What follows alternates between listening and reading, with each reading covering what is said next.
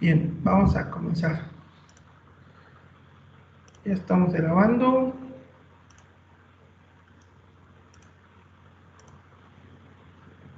Bien, nos habíamos quedado en la Escherichia coli enteroinvasora. Bien.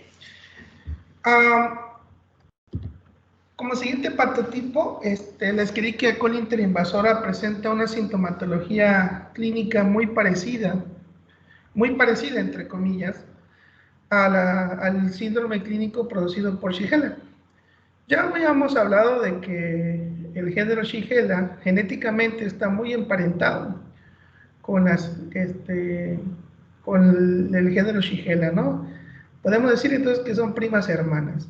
Bioquímicamente se pueden encontrar algunas diferencias significativas, pero en el caso muy particular de Escherichia coli interinvasora, bioquímicamente se parecen mucho, pero mucho.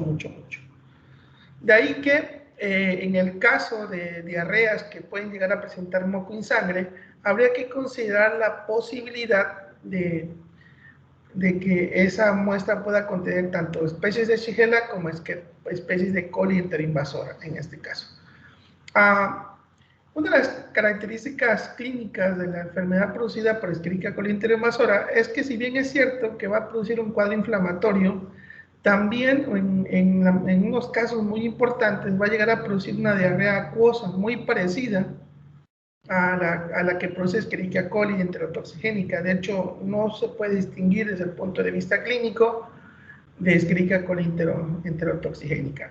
Entonces, en las diarreas secretoras y también inflamatorias, habría que considerar este patotipo en particular. Y creo que es uno de los patotipos más difíciles de poder identificar, porque por la morfología característica, bueno, el tipo bioquímico de reacciones que da con las pruebas bioquímicas tradicionales. Se parece mucho a las especies de Shigella. Y creo que ya habíamos hablado un poco referente a lo que era Escherichia coli interinvasora o Escherichia coli, como le conocemos, anaerogénica o inactiva.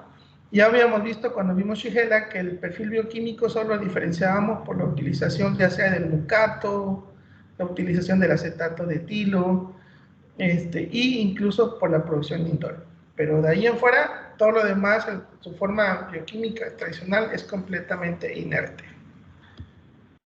El mecanismo es muy parecido al mecanismo producido por la Escherichia coli por la Shigella. Es una bacteria inmóvil, no posee flagelos, por lo que se va a adherir a través del gangliósido GM1 de la célula M del enterocito, que es una célula M que induce pinocitosis, macropinocitosis de manera natural. Entonces la bacteria va a ser invaginada hacia el interior citosólico y va a salir por la parte luminal, por la parte posterior, ¿no? Y ahí va a ser fagocitada por el sistema mononuclear fagocítico. Si la bacteria tiene éxito evadiendo el sistema inmune, se va a inducir apoptosis en los macrófagos que la han fagocitado, liberando la bacteria hacia la parte posterior del enterocito. Allí en el enterocito va a reconocer unos receptores de membrana que al adherirse a ellos va a inducir ¿cómo se llama? Va a inducir reorganización del citoesqueleto mediado por filamentos de actina. Esos filamentos de actina van a hacer que se produzca una fagocitosis inducida por la parte posterior del enterocito y va hasta invaginar a la bacteria. Ya dentro del interior del enterocito, la bacteria puede recurrir a dos fenómenos. Uno de ellos es que la vacuola que se forma va a ocasionar que la bacteria se replique, y cuando la bacteria rompa o salga de esa vacuola, va a inducir la polimerización de filamentos de actina. Y va a hacer lo mismo que hace Shigella, va a atravesar el epitelio intestinal a través de la unión intercelulares, evitando de alguna manera entrar en contacto con el sistema mononuclear fagocítico. Ahora, esta bacteria no solamente va a inducir lo que sería la muerte de los macrófagos, sino también por el daño tisular que va a ocasionar mediante la toxina Shigella y que va a liberar, pues hay desprendimiento de mucosa con la posible daño vascular y la eliminación de sangre. Entonces, este mecanismo es un mecanismo invasor. Incluso puede inducir el borrado del cepillo de las células del enterocito, originando que se pierda la absorción de nutrientes y por diferencia osmótica el agua va a salir produciendo una diarrea de tipo acuosa. Entonces, en los pacientes que cursan con diarrea acuosa y diarrea inflamatoria con producción de sangre, un probable agente causal podría ser Escherichia coli enteroinvasora. Bien. La siguiente bacteria es ampliamente conocida, se le conoce normalmente como la bacteria que produce diarrea del viajero, porque siempre se asocia a pacientes o a individuos que están de viaje, de ahí el término viajero. Aunque realmente es una bacteria cosmopolita que la podemos encontrar en cualquier parte del mundo y la vamos a encontrar contaminando diferentes fuentes alimenticias, ya sea agua o alimentos sólidos.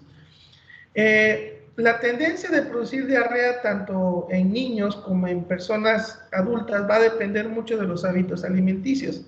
La característica principal de esta diarrea producida por esta coli es una diarrea que es indistinguible de la diarrea producida por virus cólera, ¿no? Ya habíamos hablado de que es una diarrea tipo de agua de arroz y el aspecto es así como cuando, por ejemplo, agarramos el arroz y lo empezamos a lavar para cocinarlo, se genera un almidón que es un almidón blanco y el agua queda turbia con un aspecto blancuzco, ¿no? O sea, blanco queda, ¿no? De ahí el término agua de arroz. Bien, ¿cuál es el éxito de la Escherichia coli enterotoxigénica? Bueno, el éxito de la Escherichia coli enterotoxigénica, a lo mismo que sucede con Vibrio cólera, tiene que haber una etapa de colonización. Y esa etapa de colonización está mediado por unas fimbrias o pilis muy especializados que reconocen ya sea fibronectina, residuos de manosa en glicoproteínas o glicosfingolípidos. Esos factores de colonización cefas hay de diferentes tipos, los tipo 1 y los tipo 2, y se siguen describiendo muchos otros tipos de factores de colonización. Estas fimbrias lo que van a hacer es inicialmente adherirse a la membrana de la célula para que la bacteria pueda liberar unas toxinas. Esta bacteria sintetiza dos tipos de toxinas muy en particulares, una toxina termolábil y una toxina termoestable. Estructuralmente estas toxinas son semejantes a la toxina de Vibrio cólera, es decir, es una unidad pentamérica con un núcleo de una doble proteína o dos isotipos de proteína formando el núcleo central de la toxina. Esta enterotoxina es la responsable del cuadro clínico de diarrea producido por Escherichia coli enterotoxigénica. El mecanismo por el cual se produce la diarrea es semejante al que se produce en el caso de Vibrio cólera. Bueno, esta unidad pentamérica de la toxina termolábil lo que va a hacer es unirse al gangliósido GM1, así como se une también la toxina colérica al gangliósido GM1. Esta unión va a permitir, a diferencia de Vibrio cólera, que había un desordenamiento estructural y permitía que la subunidad A traslocara al interior del citosol, aquí la toxina es invaginada completamente y luego traslocada a lo que sería el aparato de Golgi. En el aparato de Golgi va a sufrir una protólisis donde se va a separar la subunidad A de lo que sería la unidad pentamérica compuesto por la subunidad B. Al momento de hacer la rotura protolítica, lo que va a hacer es que la subunidad A se va a dividir en la subunidad A1 y la A2. Y la subunidad A1 lo que va a hacer es fosforilar o a través de una adición de ADP ribosa a la adenilatociclasa. Y va a ser lo mismo que hace la toxina de Vibrio cólera, ¿no? Ya vimos que la adenilatociclasa también tiene actividad de GTPasa y que es una regulación a través de lo que se conoce como una autorregulación negativa.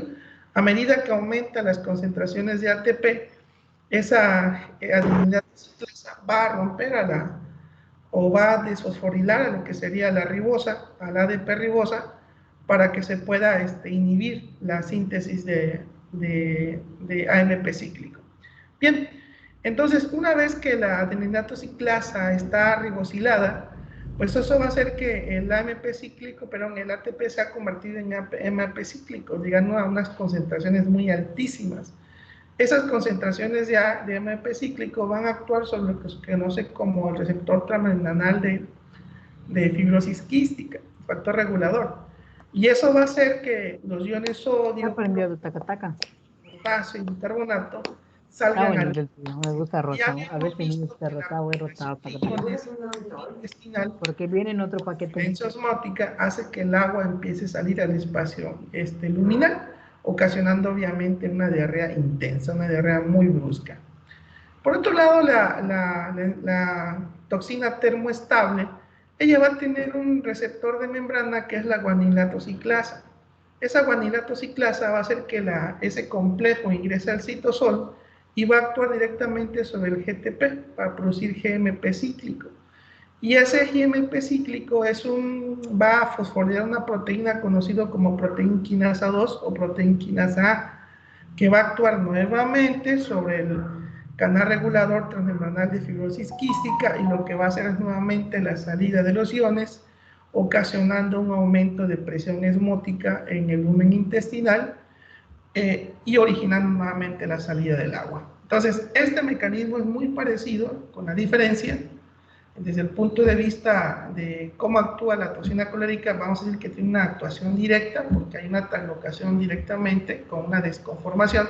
En este caso tiene que haber una síntesis proteica o una regulación proteica para que las unidades se puedan separar del pentámero. Bien. Entonces, obviamente el paciente va a perder agua, va a tener una diarrea muy acuosa, muy agresiva, y para hacer el diagnóstico en este caso es un diagnóstico que no es sencillo. No es sencillo desde el punto de vista porque, como vamos a ver más adelante, no podemos saber realmente si dentro de todo lo que me va a crecer en mis cultivos, yo le puedo llamar una Escherichia coli enterotoxigénica. Tengo que demostrarlo. Entonces vamos a ver un poquito más adelante qué es lo que yo debo de hacer para demostrar la presencia de la Escherichia coli enterotoxigénica. ¿Qué es lo que sí podemos hacer? Bueno, obviamente recurrir a la técnica de cultivo, utilizando medios selectivos, que sería el agar McConkey, el agar Levin, o el famoso MB. Le vamos a hacer pruebas bioquímicas y pues obviamente vamos a tener un perfil bioquímico compatible con coli, pero hasta ahí, ¿no? O sea, no me dice más. Lo que sí me podía aportar información es la tipificación serológica, porque hay serotipos asociados a diarrea producida por Escherichia coli enterotoxigénica. Si tenemos dinero, tenemos varo, podemos recurrir a las técnicas moleculares, como por ejemplo la prueba de la PCR, o ahorita ya se venden unos kits para buscar las toxinas termoestable y termolábil, pero hay otros métodos que antiguamente se hacían, que son un poquito grotescos, pero que, bueno, funcionaban bastante bien para demostrar el efecto tóxico de la toxina de Escherichia coli enterotoxigénica. Bien. Otra de las bacterias que son muy problemáticas y que desde el punto de vista epidemiológico son de suma importancia en el diagnóstico son los cuadros clínicos ocasionados por Escherichia coli enterohemorrágica. Al igual que la Escherichia coli es un bacilo corto, gram negativo, móvil, puede ser inmóvil, etc., etc., todo lo que ya sabemos de Escherichia coli. Ahora, aquí es importante la fuente inicial de transmisión. Se dice, o se está muy bien documentado, muy bien descrito, que todos los casos de infección asociados a Escherichia coli enterohemorrágica provienen de alimentos contaminados con materia fecal del ganado bovino. ¿Por qué? Porque resulta que en el particular caso de la Escherichia coli enterohemorrágica, que es específicamente el serotipo O157H7, forma parte de la microbiota intestinal del ganado. Ahora, ya habíamos mencionado que la Escherichia coli enterohemorrágica es un subtipo de lo que sería la Escherichia coli productora de toxina Shiga, la famosa STEC. Pero ¿por qué se le da tanta importancia entonces a este subtipo? Bueno, porque ya vimos que este subtipo produce colitis hemorrágica y produce un cuadro de síndrome urémico hemolítico, que esas dos patologías no son producidas normalmente por las famosas STEC. Las STEC producen una diarrea inflamatoria con sangre y moco, pero no llegan a producir un cuadro de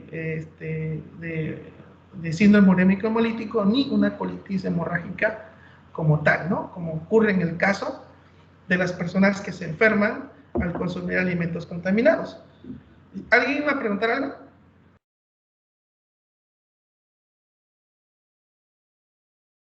Bueno, entonces, se dice que han habido brotes a nivel mundial, por ejemplo, uno de Alemania, fue muy famoso por el consumo de, ¿cómo se llama?, de lo que serían hamburguesas mal cocidas.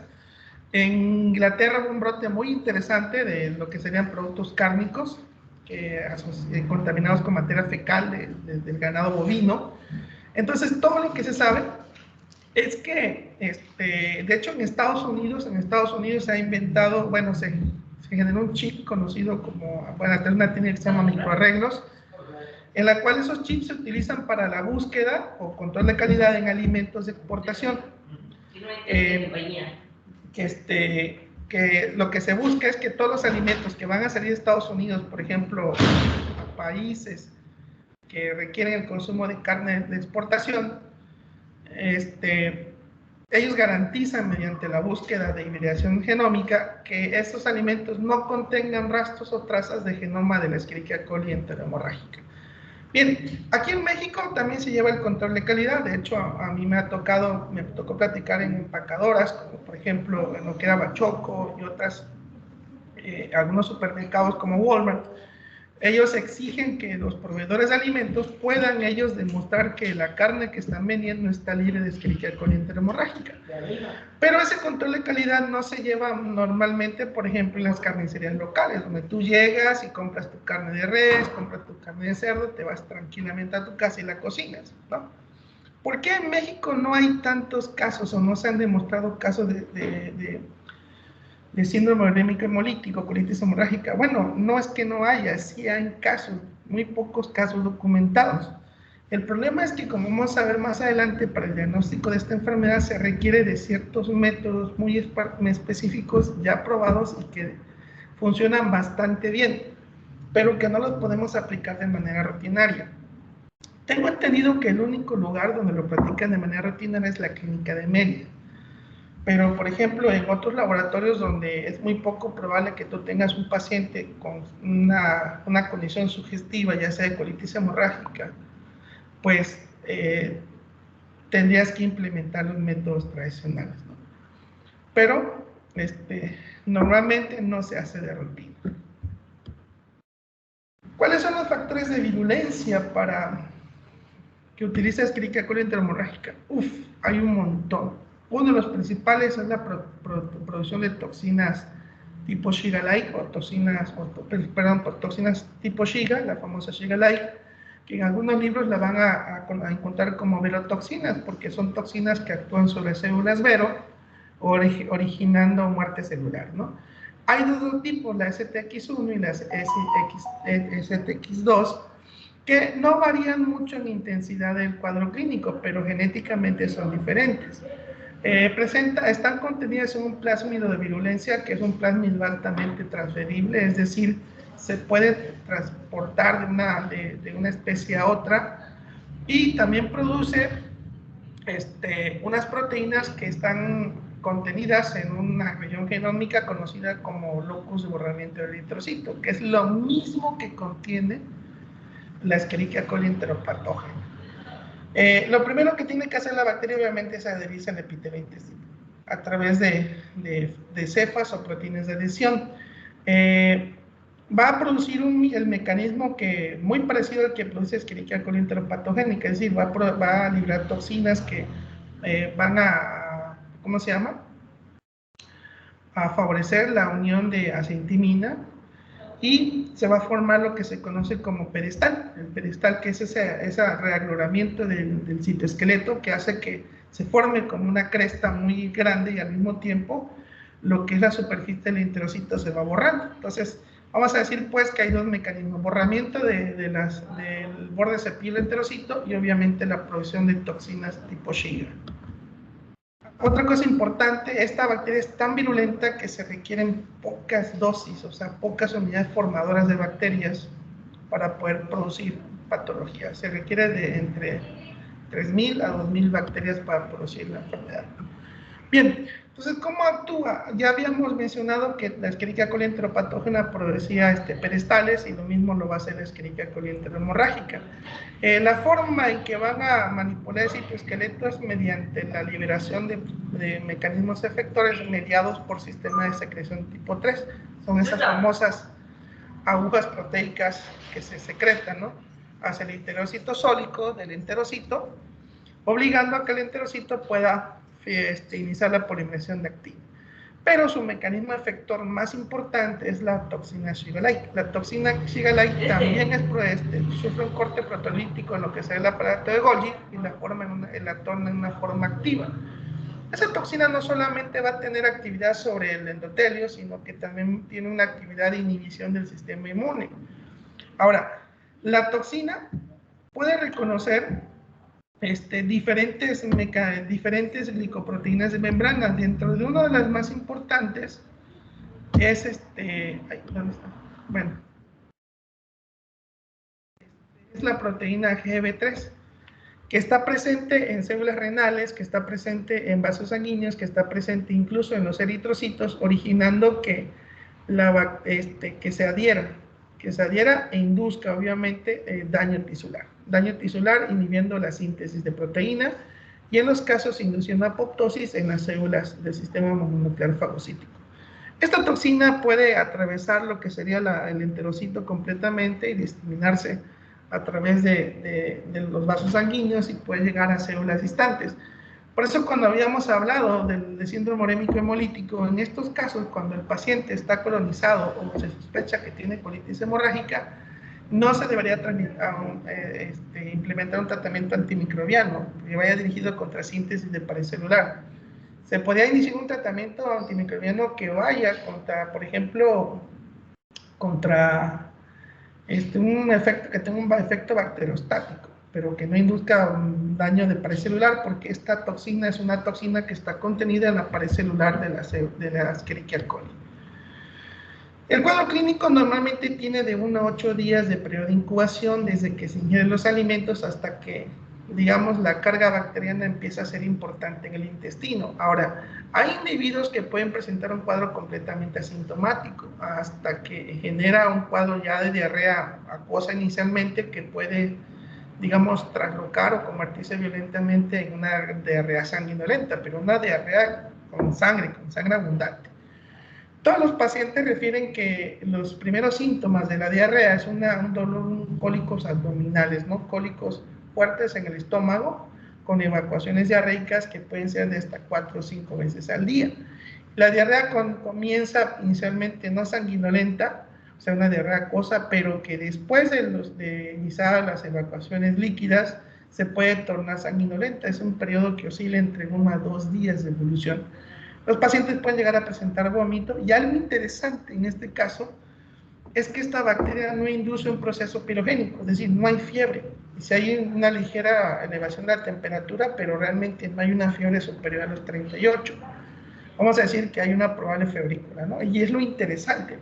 Y es ahí donde el cuadro clínico se podría confundir, porque si a mí me llevan una muestra con sangre de un paciente que no tiene fiebre clásica, o sea, la fiebre tradicional de procesos infecciosos, entonces yo podía asociar la enfermedad a otro cuadro, como ya vimos, como una colitis ulcerativa del intestino, la propia enfermedad de Crohn, o incluso un cuadro de hemorroides, pero hay que estar muy atentos porque la cantidad de sangre que se produce en estos casos es muy abundante. De ahí que es importante que el cuadro clínico sea muy bien valorado. Si el paciente tuvo dolores estomacales con diarreas acuosas y luego vómito, pues es muy probable que sea colitis hemorrágica. Obviamente tiene que haber una asociación con el consumo de alimentos relacionados a la venta de productos de origen animal, ya sea carne de vacuna, carne porcina, incluso los pollos. Ahora, si sabemos que el consumo de carne bovina contaminada con estos fecales de las vacas es el detonante de la infección, pues es de entenderse que en todos los lugares o en los rastros donde se manejan vacas y hay otros animales sacrificados, muy probablemente la contaminación se dé de manera cruzada. De hecho, en los estudios que se han hecho en Mérida sí se han encontrado cepas de Escherichia coli enterohemorrágica en pollo, en cerdo y obviamente en res. Y no les voy a decir de qué mercado, es un mercado muy conocido aquí en Mérida. Bien, ¿qué es la colitis hemorrágica? Bueno, la colitis hemorrágica es un daño tisular severo en lo que sería el colon, con la formación de úlceras y un sangrado muy profuso que se da en la gran parte de lo que sería el colon. Los pacientes obviamente van a presentar calambres abdominales, va a haber dolor abdominal, va a haber diarrea acuosa y las descargas de sangre van a ser muy abundantes. Otro dato interesante es que durante esta etapa no hay reclutamiento de células proinflamatorias, es decir, no vamos a encontrar leucocitos. Podemos llegar a encontrar un moco, pero muy poco, pero no un moco abundante como lo que encontraríamos en los cuadros, por ejemplo, de disentería asociado a Shigella, incluso el Escherichia coli interinvasora. En este caso no hay producción de moco y no vamos a encontrar leucocitos. Lo que sí vamos a ver es una gran cantidad de sangre en la materia fecal. El principal factor de daño siempre va a ser la toxina Shigella. Entonces, no todos los pacientes van a poder llegar a desarrollar síndrome hemolítico urémico. ¿Quiénes desarrollan síndrome hemolítico urémico? Todos aquellos pacientes cuyo sistema inmune no está debidamente adaptado, como quienes, los niños y los ancianos. O sea, no va a ser mortal, ahora, no todos los pacientes que se contagian con Escherichia coli enterohemorrágica llegan a desarrollar síndrome hemolítico urémico. ¿Por qué? Porque el sistema inmune, al final de cuentas, va a terminar controlando la enfermedad. Es una enfermedad autolimitada que, si el paciente sobrevive, puede, curarse aproximadamente en 3 semanas. Desaparece completamente los síntomas. Bien, y como ya habíamos visto en el caso de Shigella disenteria, el síndrome urémico hemolítico se caracteriza por una tríada que es daño renal agudo, trombocitopenia y anemia hemolítica microangiopática. Puede haber un daño permanente renal en niños que sobreviven a la enfermedad, incluso en los adultos.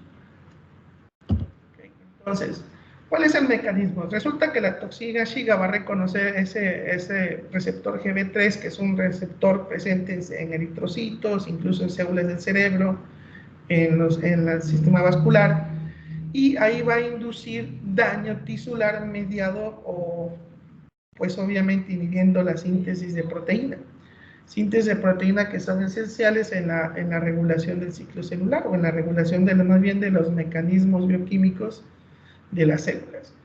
Los eritrocitos, obviamente, cuando la toxina se adhiere a ellos, los va a ir rompiendo, los va a ir hemolizando, y esos restos de eritrocitos van a hacer que se empiecen a acumular plaquetas, iniciando lo que se conoce como trombos o regiones trombóticas. Esos pequeños trombos también se pueden acumular en los vasos sanguíneos de lo que sería el sistema renal, lo que sean las nefronas. No solamente va a producir citotoxicidad en las nefronas, sino que también la acumulación de esos pequeños trombos van a originar un infarto, daño tisular y obviamente insuficiencia renal aguda de manera progresiva. Y obviamente lo que el paciente termina sufriendo es un síndrome, el famoso síndrome de daño orgánico múltiple. ¿Sí? ¿Alguien va a preguntar algo?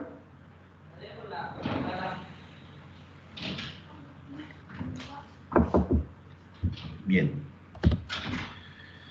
¿Cómo hacemos el diagnóstico de los patotipos de Escherichia coli? Ya hemos visto que hay enterotoxigénica, enterohemorrágica, enteroinvasora, adherente difusa, enteroadherente, enteropatógena,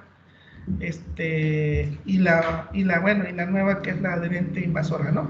Bueno, pues si es una diarrea, tenemos que hacer el diagnóstico por coprocultivo, o sea, sería el método tradicional, ¿no? Las muestras que tenemos que recolectar siempre va a ser materia fecal, ya sea materia fecal, si es una diarrea acuosa, de preferencia en frascos de boca ancha. Si es una diarrea inflamatoria, también podemos recolectar en frasco de boca ancha, dándole prioridad a las zonas que presenten moco y sangre. En los casos que no se pueda recolectar la muestra mediante frascos, pues se podría utilizar un hisopo y obviamente aplicando lo que es el famoso hisopado rectal. También si la muestra va a ser trasladada hacia un laboratorio distante, pues convendría más utilizar un medio de transporte. El medio de Carry Blade es el más indicado en estos casos. También podía yo, por ejemplo, tomar el hisopo y tomar de mi frasco o de donde el paciente recolecta la muestra, un hisopado abundante de muestra que contenga moco. No se recomienda mucho en los casos de diarrea acuosa porque pues toda la muestra se va a absorber en el hisopo. Así que lo más recomendable sería un frasco de boca ancha. Bien, una vez que la bacteria se ha aislado, se ha recuperado, o hacer tinción de Gram de las muestras procedentes, ya sea de diarreas acuosas o diarrea inflamatorias, como haríamos, por ejemplo, en el caso de Ion cólera, buscando bacilos curvos, Gram negativos, en este caso la tinción de Gram es irrelevante. No me aporta nada, no me dice nada, más que yo voy a observar lo que serían bacilos Gram negativos y ya. No va a haber nada más. Por lo tanto, la tinción de Gram de inicio, tinción de muestras clínicas en pacientes con síndromes diarreicos, no me aporta nada en el caso de las Escherichia coli, porque lo que voy a ver, repito, son bacilos Gram negativos. Bien, se ha intentado hacer buscar alguna manera interesante para poder diferenciar los diferentes patotipos de Escherichia coli, y hasta ahorita no se ha encontrado una forma que sea muy efectiva para poder diferenciar cada uno de los patotipos de Escherichia coli. El estudio más intenso que se hizo es donde se evaluaron se estuvieron evaluando diferentes carbohidratos y se descubrió que la sorbosa se podía utilizar como un marcador. Pero, ¿qué sucedió? Que cuando se probó la sorbosa en los diferentes tipos de Escherichia coli, la única que lo utilizaba en el 93% de todas las cepas que se probaron fue la famosa Escherichia coli K1. Entonces, este estudio dice que para la Escherichia coli K1, utilizar medios de cultivo que contengan L-sorbosa, o sea, sustituir la lactosa por la L-sorbosa, sirve bastante bien. Algunos patotipos de Escherichia coli, como las enteropatógenas, las enterotoxigénicas y las enteromorrágicas, oscilaban entre el 3 y el 4% de todas las cepas evaluadas. Por lo tanto, este método solamente sirve para la búsqueda de Escherichia coli K1 o la Escherichia coli Nemec, productora de meningitis bacteriana en neonatos. Repito, el método más aceptable o la forma de hacer el diagnóstico es a través de la identificación de Escherichia coli en muestras fecales. Y para ello tenemos que obviamente aislar la bacteria. Tenemos que hacerlo mediante el método tradicional, ya sea inoculando la materia fecal directamente sobre el agar, o si lo llevé en un hisopo, pues inocular el hisopo. Lo vamos a sembrar en medios de cultivos de baja selectividad, en algunos casos. En algunos otros podemos, si sospechamos, por ejemplo, de Escherichia coli enteromorrágica, podríamos utilizar un agar McConkey modificado que se conoce como agar McConkey con sorbitol, o podemos utilizar los cromagares. Si no lo tenemos, pues nos las hacemos al del macho, y pues utilizamos tanto el agar de Levin como el agar McConkey, que van a funcionar perfectamente bien. Nada más que ahí pues sí tenemos que aplicar mucho coco y mucha técnica de aislamiento para poder hacer el perfil bioquímico apropiado.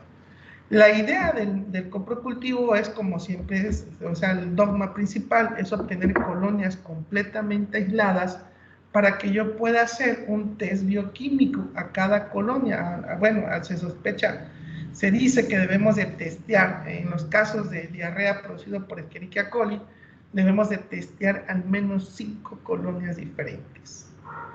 Así que teníamos que montar 5 bioquímicas diferentes para cinco colonias que estén perfectamente aisladas, y las colonias se toman al azar. ¿Qué bioquímica vamos a utilizar? Las bioquímicas de siempre. Vamos a iniciar obviamente cuando yo tengo una colonia completamente aislada, pues debo de aplicar las pruebas iniciales, que sería la catalasa y la oxidasa. ¿Okay? En el caso de Escherichia coli es catalasa positiva, pero oxidasa negativa. Todas las Escherichias no utilizan el citrato como única fuente de carbono, por lo tanto mi tubo de citrato va a permanecer verde.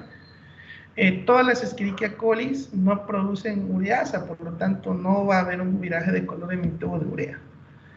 En mi tubo de mío, las Escherichia coli en un porcentaje de entre el 40 y el 50% son ornitina descarboxilasa negativo, pero en el 99% de los casos todas producen indol. En el tubo de Lía, todas las Escherichia coli son lisina descarboxilasa positivo, pero lisina desaminasa negativo, es decir, yo voy a observar mi tubo de Lía púrpura por acción de la lisina descarboxilasa. Tanto mis tubos de TCI y KIA se van a comportar como A sobre A. Perdón, ahí se me fue la mano, debe ser A sobre A. ¿De acuerdo? Entonces, TIA, KIA y TCI van a ser A sobre A en todos los casos de Escherichia coli, excepto en la Escherichia coli enteroinvasora, que yo tengo un perfil bioquímico parecido a Shigella. Entonces, ¿qué voy a tener en Escherichia coli enteroinvasora? Voy a tener K sobre A, tanto en KIA como en TCI, voy a tener ornitina descarboxilasa negativo, voy a tener lisina descarboxilasa negativo, voy a tener ornitina descarboxilasa negativo también, pero con producción de indol. Además, esta bacteria es inmóvil, ¿okay? O sea que también la voy a ver inmóvil aquí. No utiliza ni el citrato ni produce ureasa. Y además tampoco me produce gas de glucosa. ¿Okay? Así que yo no voy a ver la producción de gas. Todas las Escherichia coli, las enteropatógenas, o sea, las que son de los otros patotipos, pueden llegar a producir gas de glucosa. Entonces, ¿qué es lo que voy a ver en mis muestras, en mis aislados de rutina, cuando estoy buscando enterohemorrágica, enteroinvasora, entre todas ellas? Pues voy a ver un perfil bioquímico compatible con la E. coli normal, con esa E. coli que vive en el intestino sin causarle daño a nadie, ¿no? A excepción del perfil de Escherichia coli enteroinvasora, que va a ser un perfil completamente casi inerte, muy parecido al de Shigella, nada más, pero todas las demás no me va a aportar más información que confirmar que es una Escherichia coli. Ahora, ¿por qué es importante entonces pues hacer las pruebas bioquímicas? Si mi perfil bioquímico va a ser una coli, o sea, no va a haber nada más. Bueno, pues es importante separarla de las otras especies de Escherichia coli, de las otras Escherichia, como la Ablate, la Fergusoni, la Germani y la Vulneris, ¿no? Entonces, pero el perfil bioquímico, a excepción de la Escherichia coli enteroinvasora, no me puede decir si es una enterohemorrágica, si es una enterotoxigénica, si es una enteropatógena, adherente difusa o enteroadherente. O sea, no me lo dice, solamente me dice, es una coli, listo. Entonces, ¿cómo hacemos el diagnóstico de patotipos? Bueno, va a depender. Cuando yo tengo un aislamiento de una colonia sospechosa de Escherichia coli enteropatógena, pues obviamente lo que tengo que hacer son pruebas de adherencia, pero esas no lo hacemos de rutina en el laboratorio. Podemos utilizar las pruebas de PCR para buscar los genes que codifican, por ejemplo, las proteínas de adhesión o a los translocadores de intimin, nada más, o hacer los serotipos asociados a las enteropatógenas. Lo mismo con Escherichia coli enteroadherentes y adherentes difusas. Hay que demostrar los fenómenos de adherencia. Para diferenciar entre la adherente y la adherente difusa, se tiene que hacer una inoculación del intestino de conejos para ver el fenómeno de agregación. Si se agrega en forma de pilotes, o sea, pues fueran bloques apilados, pues diríamos que es un enteroagregativo.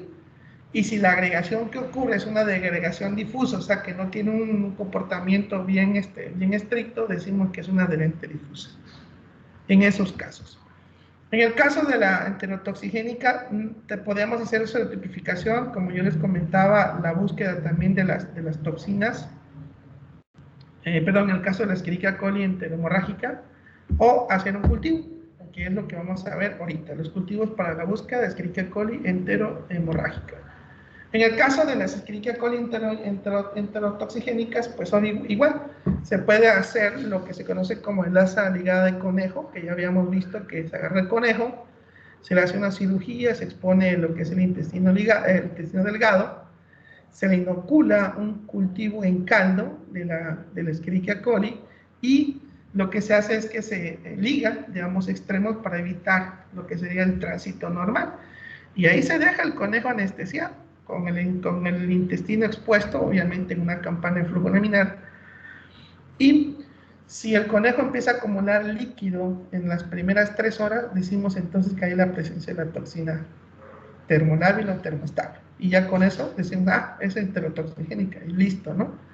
O actualmente ya se utilizan marcadores o sondas de PCR para búsqueda directamente de estas enterotoxinas.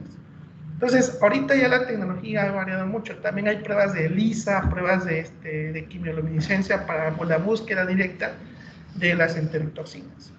En el caso de la Escherichia coli interinvasora, obviamente, una vez que se tiene el perfil bioquímico, lo siguiente ya sea o demostrar la presencia del gen que se conoce como IPAXE, que es un gen que se utiliza para la invasión, o hacer lo que se conoce como la prueba de Serena Incubation, y eso consiste en que yo voy a hacer un cultivo axénico, o sea, un cultivo líquido de Escherichia coli interinvasora, y luego le voy a agregar unas gotas en el ojo del caballo. Si en el ojo del caballo se produce una úlcera, decimos, es Escherichia coli interinvasora.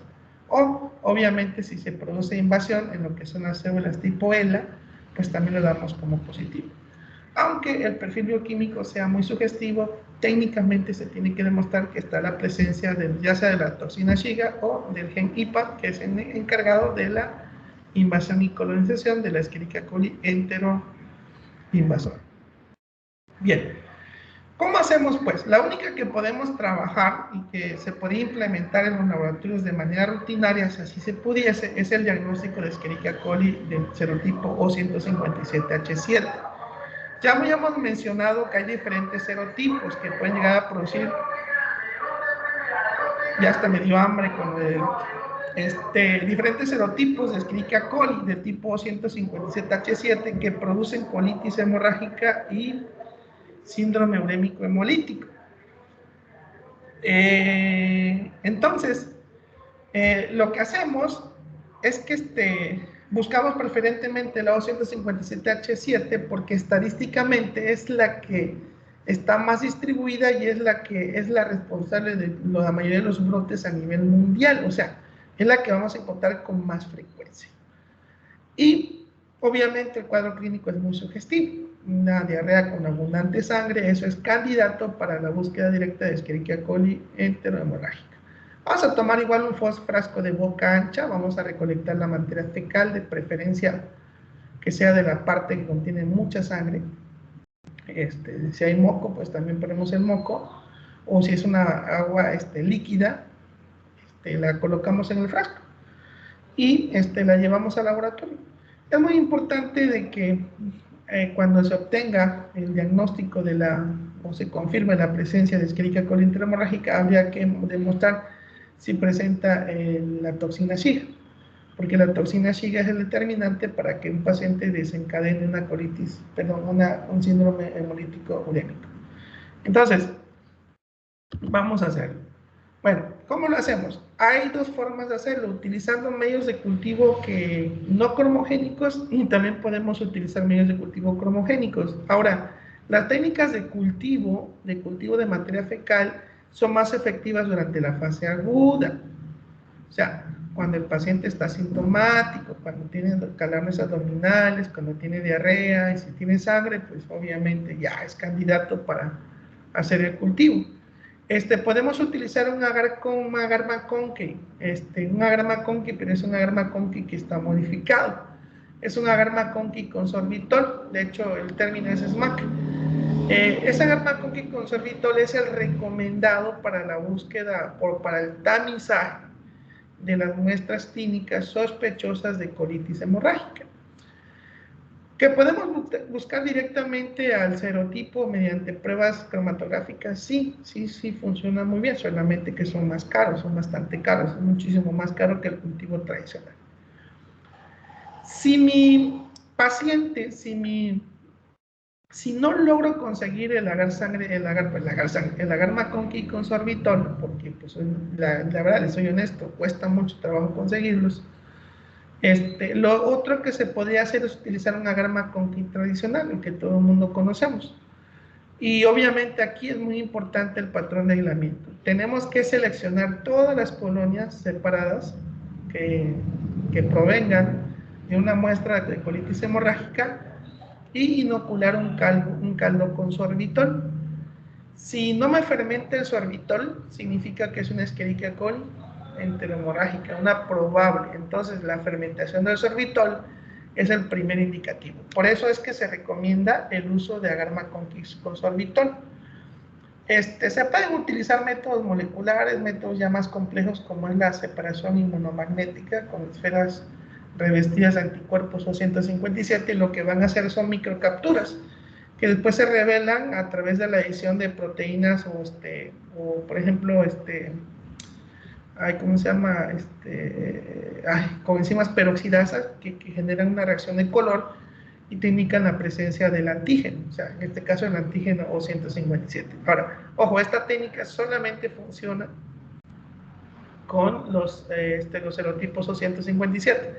No funciona con los otros serotipos que no son O157, pero que también producen colitis hemorrágica.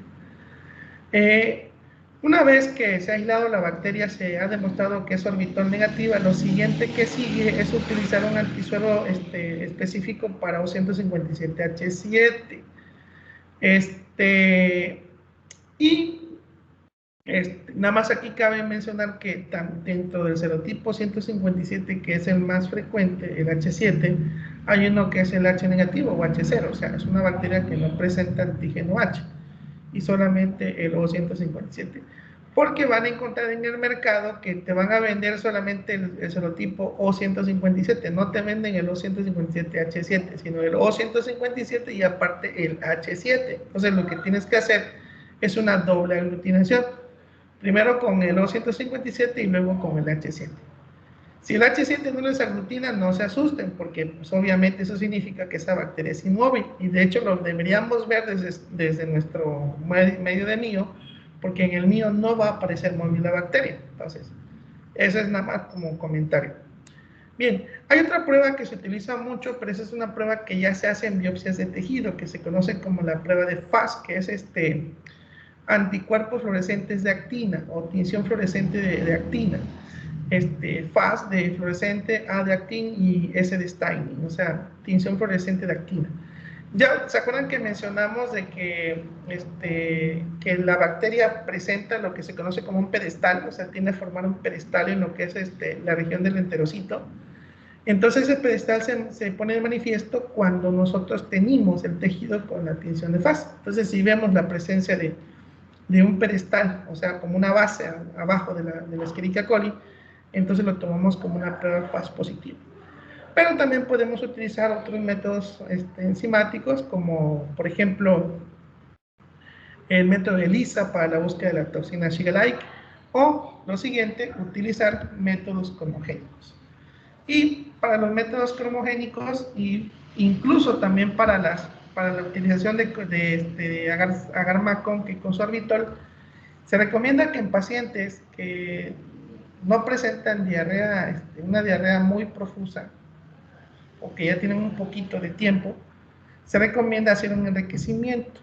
Y ese enriquecimiento se logra agarrando el famoso agar soy-triticaseína, pero adicionado con cefaxima y vancomicina. Y se le agrega la cefaxima y la vancomicina al caldo, y si queremos también le podemos agregar novobiosina, sería mucho mejor. Y eso va a hacer que pueda tener un efecto selectivo sobre las diferentes bacterias coliformes, incluyendo algunos vamos a llamarle algunas colis, de esas colis que no son patogénicas. Entonces, el enriquecimiento con caldo favorece que nosotros podamos identificar si vamos a utilizar, por ejemplo, el agar con sorbitol, como en este caso yo debo de buscar aquellas colonias que son sorbitol negativo. Y el fundamento es el mismo. El fundamento es el mismo. Si la bacteria fermenta el sorbitol, me va a producir colonias completamente rosadas con precipitación de sales biliares. Si la bacteria no me fermenta el sorbitol, yo voy a observar colonias completamente transparentes o ligeramente amarillas.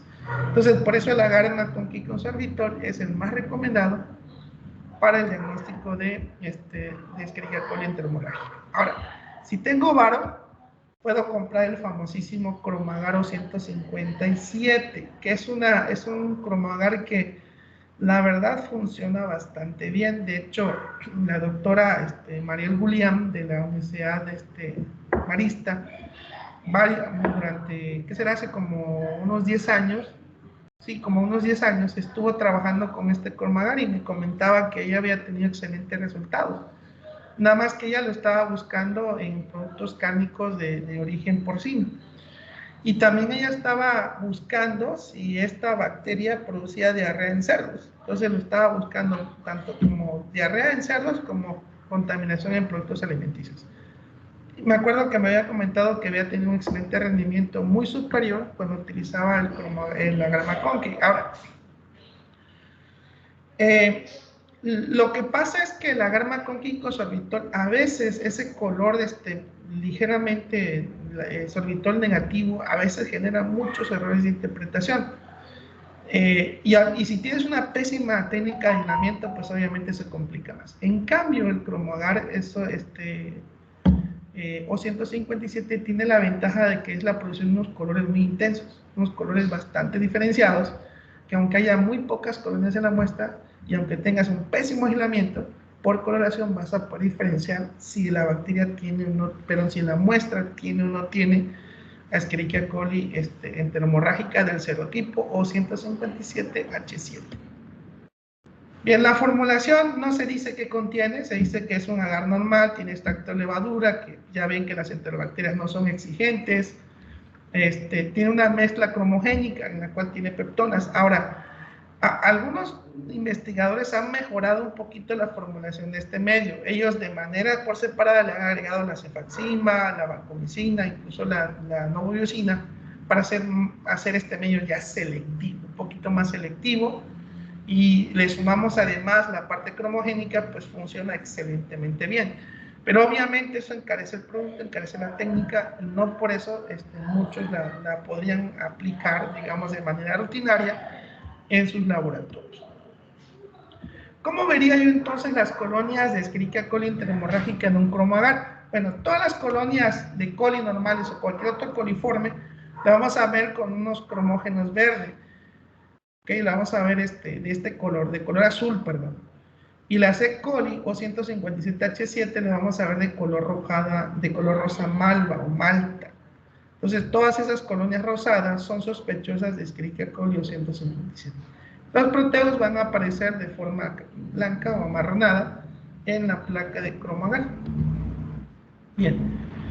Y si podemos conseguir los famosos pruebas rápidas, que ya ven que ahorita con el COVID-19 están de moda, estas pruebas rápidas funcionan muy bien, nada más que están bajo expensas de la carga bacteriana. Funcionan muy bien para pacientes que están en la fase aguda, y ya en cuanto más pasa el tiempo es difícil identificar el antígeno. Si la voy a aplicar, por ejemplo, de pacientes que ya tienen varios días, o si voy a muestrar una muestra de alimentos, les recomiendo más hacer el método de enriquecimiento previamente.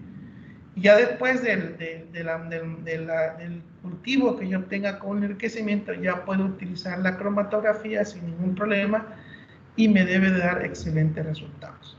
Entonces, el diagnóstico de Escherichia coli enteromorrágica, es un diagnóstico que se hace basado en la fermentación del sorbitol o la identificación directa del antígeno del LPS de superficie, que sería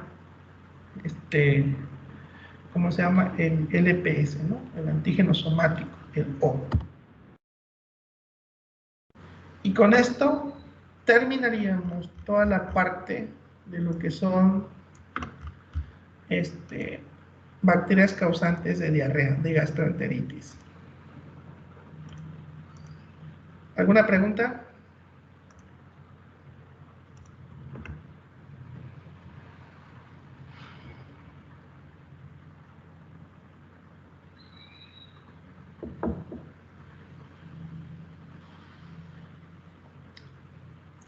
Creo que no hay preguntas, profe.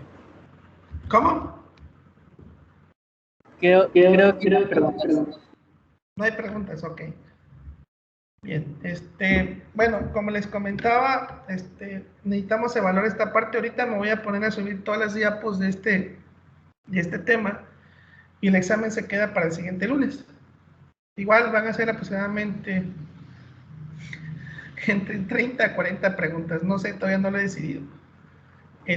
Va a ser igual escrito, por favor, lo voy a subir al grupo, lo voy a programar y para que no pase lo mismo que pasó en el examen anterior, descarguen lo de los anuncios donde dice tareas, de ahí van a abrir el link para que sea más fácil para mí ubicar el examen y luego mandarle su calificación. ¿De acuerdo? Por lo pronto, oigan, yo el jueves comienzo con los otros temas que me hacen falta, que son respiratorios, pero sí me va a hacer falta bastante tiempo, así que necesito que se pongan de acuerdo, que me den unos días, ¿cómo se llama? Adicionales para que yo pueda terminar las presentaciones de los temas que me van a hacer falta. Porque todavía falta respiratorios, todavía falta resistencia bacteriana y control microbiológico ambiental. Entonces, sí es bastante todavía, así que normalmente yo cada año siempre hago lo que yo llamo maratones, porque como no da tiempo para revisar todo lo que es la planeación didáctica, siempre termino tomando días adicionales para poder terminar estos temas. Entonces,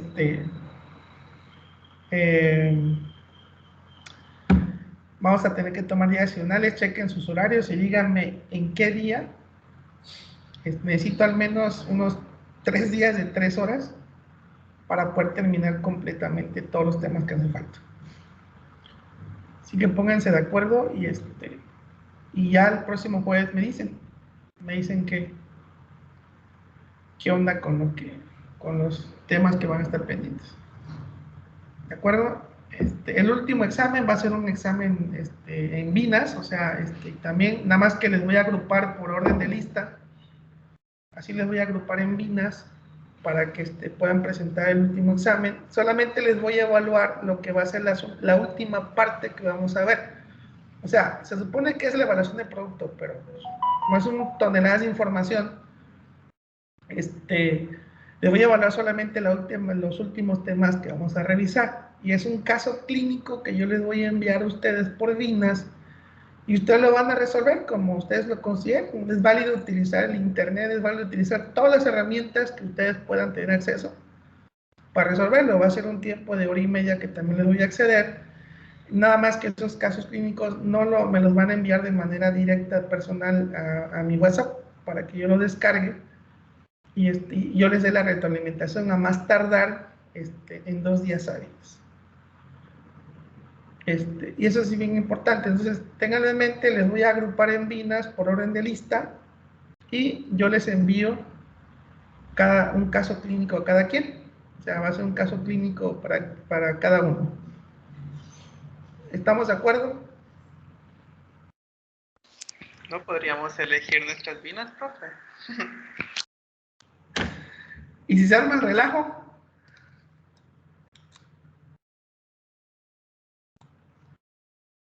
Bueno, vamos a hacer una cosa. Les voy a dar chance. Ustedes arman sus binas. ¿Cómo? Maestro, ¿Qué pasó? y si le armamos nuestras binas en lo que queda del día y si enviamos un Word o un documento donde están los nombres de todos, se lo enviaríamos a usted.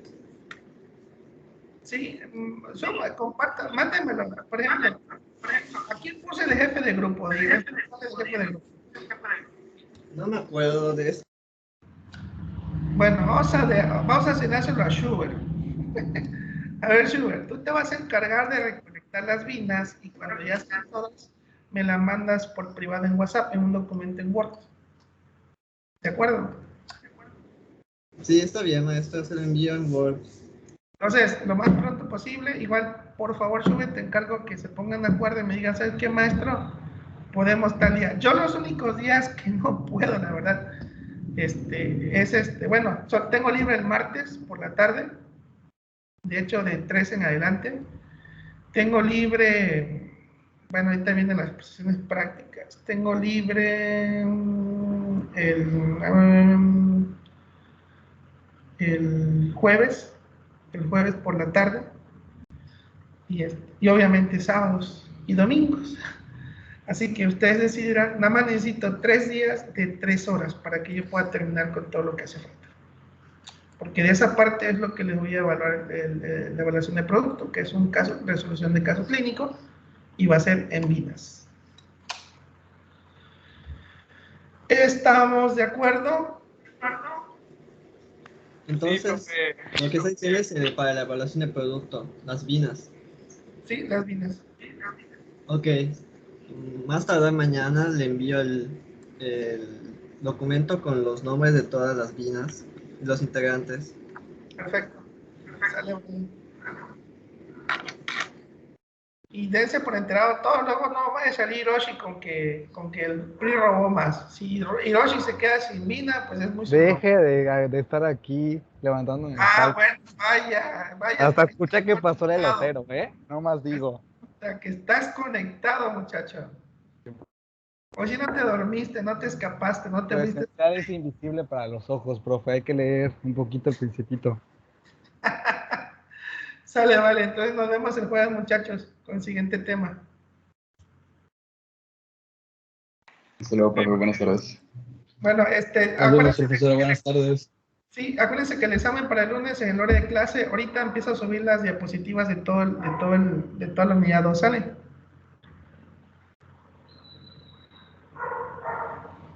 Claro, profe, muchas gracias, nos vemos. Sale, nos vemos. Hasta luego, profe. Sale.